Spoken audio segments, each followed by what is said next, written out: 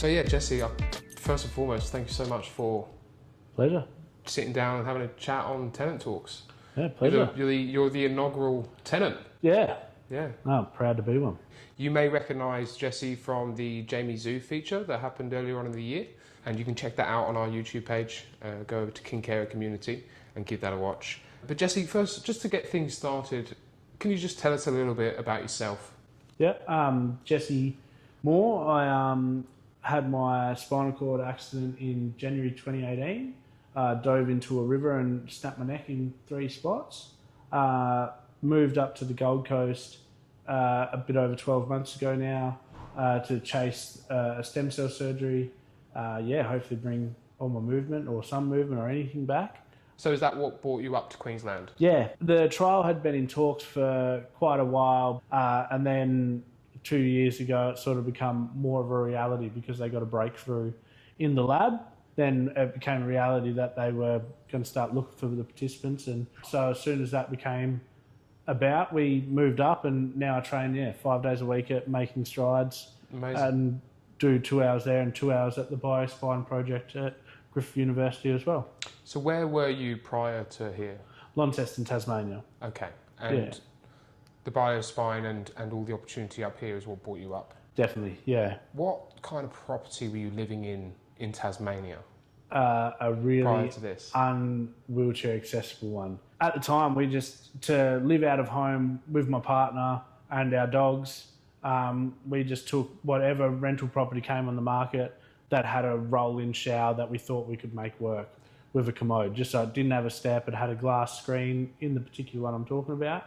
It was a 2 metre by 2.2 metre bathroom and fit the toilet, sink, glass screen and everything in there as well. No. So you couldn't actually sit over the toilet or anything properly to do bowels or anything like that. And then to shower, I had to fold the armrests in on the shower commode and go in backwards and very slowly and sort of twist the chair and sort of do a bit of manoeuvring to get into it. But that was our sort of only option to be able to have any sort of independent living at the time. And to get through it, for me to even get into the house, I had to go through the gate into the backyard, up a portable ramp that we brought to get into the kitchen, and then from the kitchen into the rest of the house. And then, it was fully carpeted, so it made it hard for support staff to push you around the shower commode. Yeah, we just did what we had to do to make it work, basically. But yeah, it wasn't a fun time for sure. Yeah, I can imagine how difficult it would be leaving hospital after a prolonged period of time, I would imagine. You know? 9 months I was in hospital for. Right, and then you come out of there, and then you're living life now as a quadriplegic, and you've got to navigate getting around the most inaccessible property you could imagine by the sound of it. Yeah, and before that we had, I was fortunate enough, my friends all banded together and my family, and at my dad's house there was like an old bungalow that was fallen down, and they renovated that to work, so it was just a 1-bedroom with a roll-in shower and bathroom. That worked for the meantime, but at the same time I was 21, almost 22 when I had my accident. You don't want to live back with your parents and stuff. No. You want life to feel like it's going forward at some pace. Yeah. And so living at home and whatnot with a partner and wanting to have a dog and everything like that, it just became a real hassle to sort of move on with life and have some independence away from parents and stuff like that, to feel like an adult again and feel like myself. The options just weren't there for SDA or anything like that. It was quite new still back then too, that there was a couple of properties around, but it was a lot more nursing home setting. Okay. And a lot more, you felt like you were back in hospital a lot of the time, because it was all, the properties weren't nice, or it just felt like you were in a hospital environment.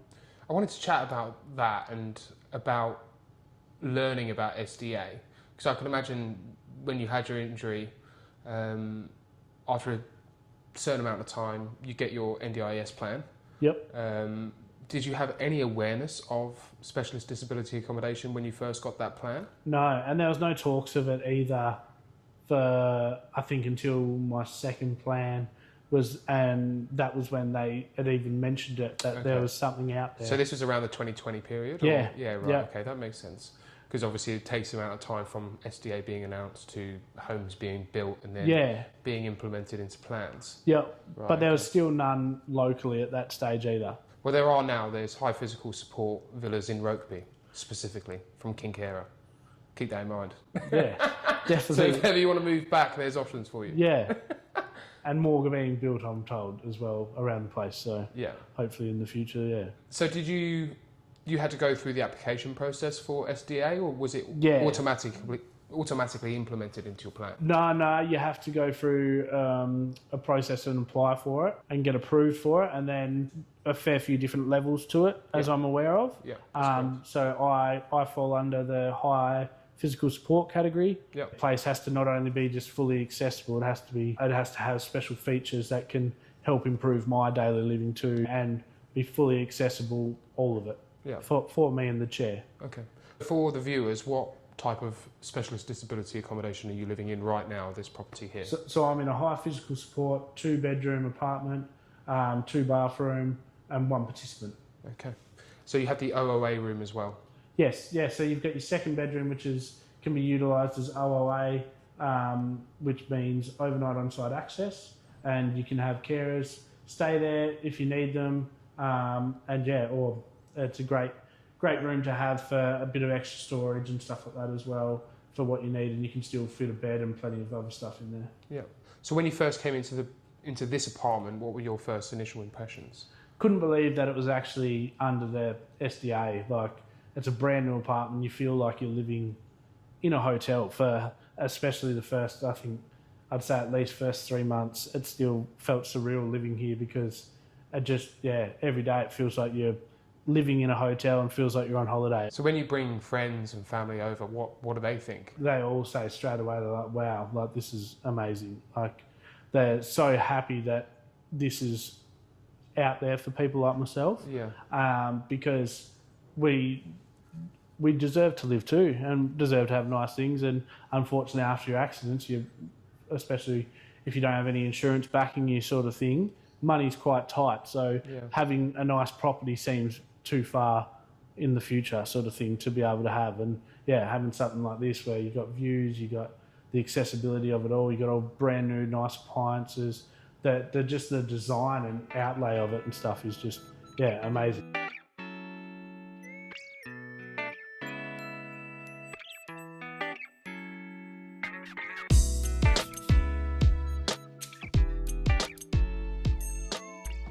So I quickly wanted to chat about fate as well. The big, beautiful fate. How cool was it to be able to have a dog live with you in the home? Oh man, it's obviously what a lot of people face around Australia, trying to get a rental property in any shape or form and being allowed to have a dog. It was one of the biggest worries that I was like, would we be able to? Yeah. And then when it was like, sure. And then obviously the size of him and stuff like that is a worry, because a lot of people see that and they get, I don't know, he sleeps all day, so he's not he's like probably the best apartment dog.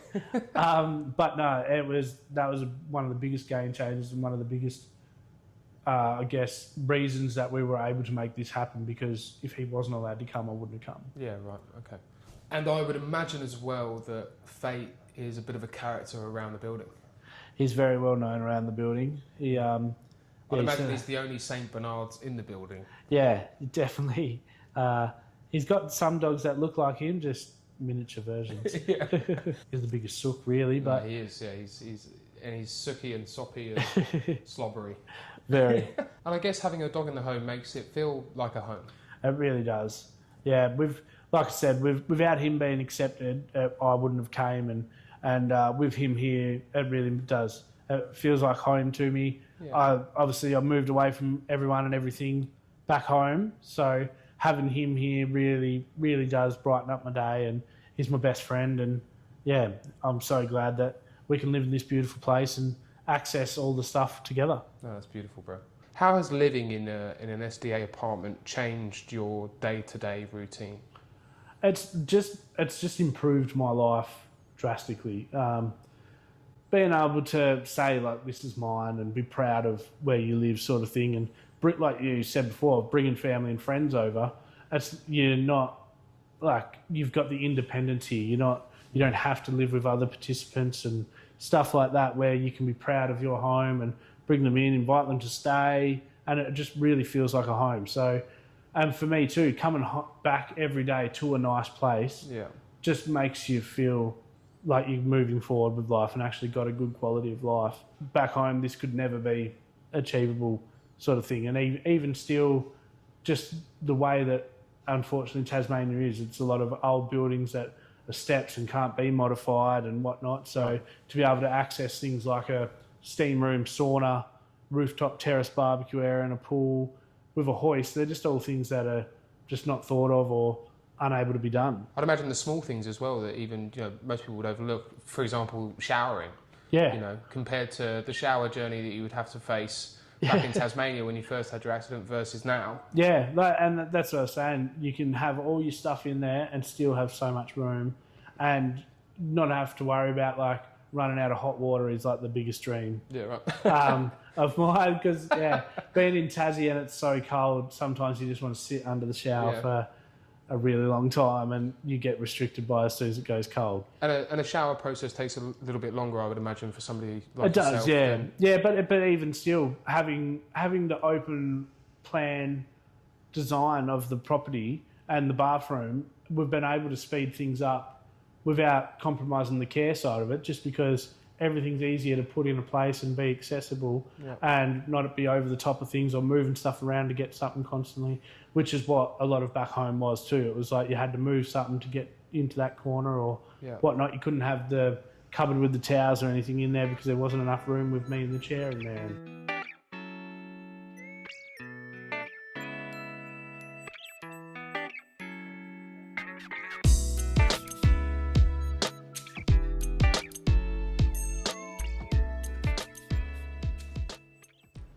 So you're obviously comfortable talking about your injury and how it happened, and you mentioned that it was just an accident when you dove into some water. Yep.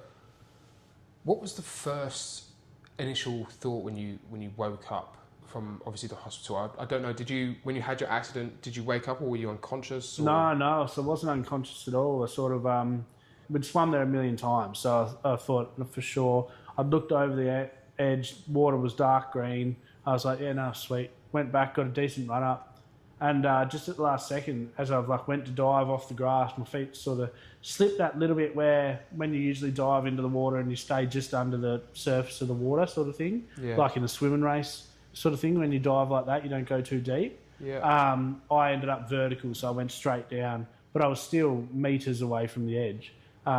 Sort of thing, and as I felt my arm hit the rock first and like sort of dislocate my shoulder, I felt this like pop, and then just as I felt that pop, my head just smashed against the rock and then just sort of got wedged in between two rocks, and as my body sort of like rolled over the top of me, it just sort of you felt like this flash.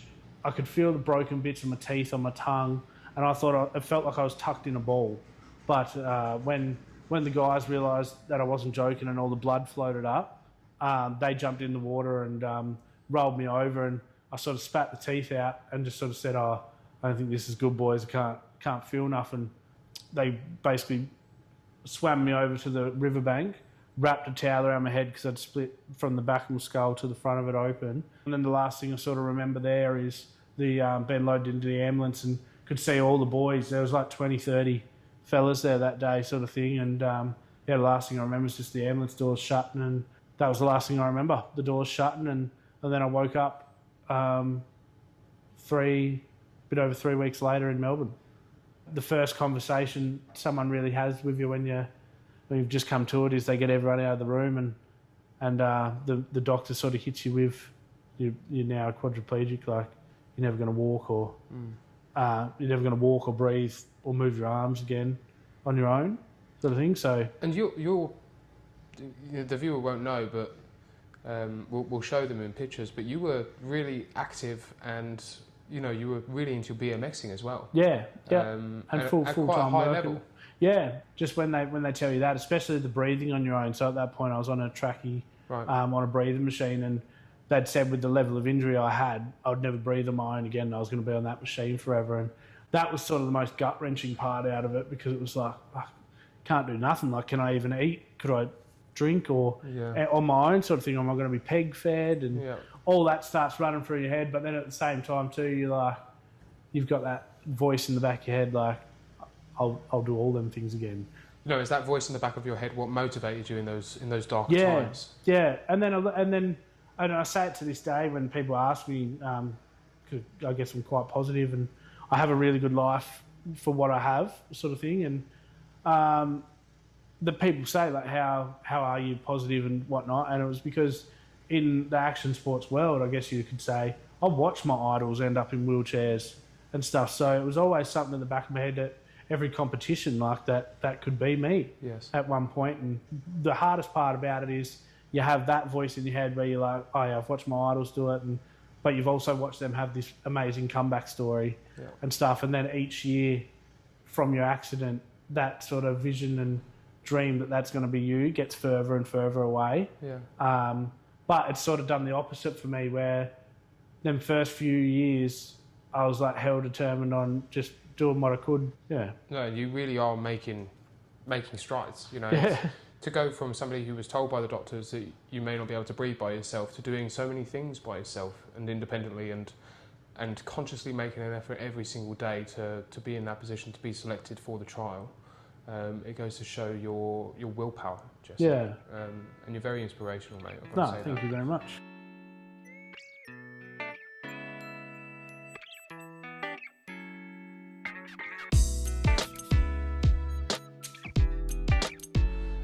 All right, before we finish up, I want to thank you again for Pleasure. sitting down with us today and having this chat, telling us for the first guest on Tenant Talks. Check it out. We're going to do a quick fire round. Yep. So I've got some quick fire questions. We're going to be asking all of our tenants these questions. Pretty much just one word answers, all right? Okay. Are you ready to roll? Done. All right.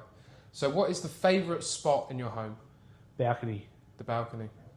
Fair enough, makes sense. Yeah. Be out there, fresh air, nice view. Fresh air, nice view, and the most amazing sunset. One feature that makes your life easier. The bathroom. Comfort food of choice. Palmies. Chicken palmies. Yeah. Fair enough. Okay. Something that always makes you smile. Fate. And one word to describe your home. Ooh, trying to think of the right one. Homely. And finally, one word to describe yourself. Trying. Beautiful. Man, thank you so much for coming on today. Thank you very much, and thank you, KinKera.